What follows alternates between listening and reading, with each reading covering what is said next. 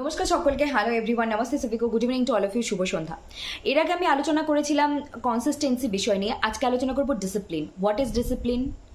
Discipline হলো এটাই, অনেকেই বলবে যে অবশ্যই টাইম টু টাইম, এই সময়ে ওঠা, এই সময় খাওয়া, এই সময় ঘুমানো।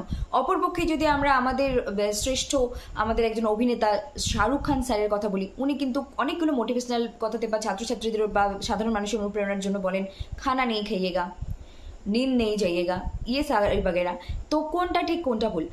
ডিসিপ্লিনের যদি কনসিস্টেন্সির মতো যদি আমি ডিসিপ্লিনের কথা বলি, ডিসিপ্লিন হলো যে টাইম টু টাইম কাজ করা যেরকমটা আছে, সেটার থেকেও কোথাও না কোথাও ডিসিপ্লিন হলো যে যেই কর্ম, যেই কাজ করলে তোমার নিজের উন্নতি হয়, তুমি যে জায়গায় আছো তার থেকে আরও গুড বেটার বেস্ট জায়গায় যেতে চাও নিজের সার্বিক উন্নতির জন্য, তার পাশাপাশি তুমি নিজে উন্নতি করে তোমার পরিবার করলে সমাজ, এবং এক একজনের এক এক রকম দৃষ্টিভঙ্গি বা পয়েন্ট অফ ভিউ থাকে যে কে নিজে এবং নিজের পরিবারের মধ্যে সীমিত থাকবে বা কে সমাজ কল্যাণে নিজেকে ছড়িয়ে দেবে, সেটা তার ব্যক্তিগত বিষয় এবং পরবর্তী ধাপ।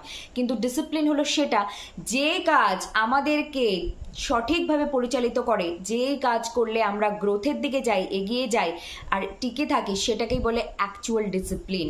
তো ডিসিপ্লিন হলো সেটাই যে সঠিক কাজ সঠিক সময়ে করা, এটাকেই বলে ডিসিপ্লিন। ঠিক আছে, একটু 19-20 সময়ের হতেই পারে।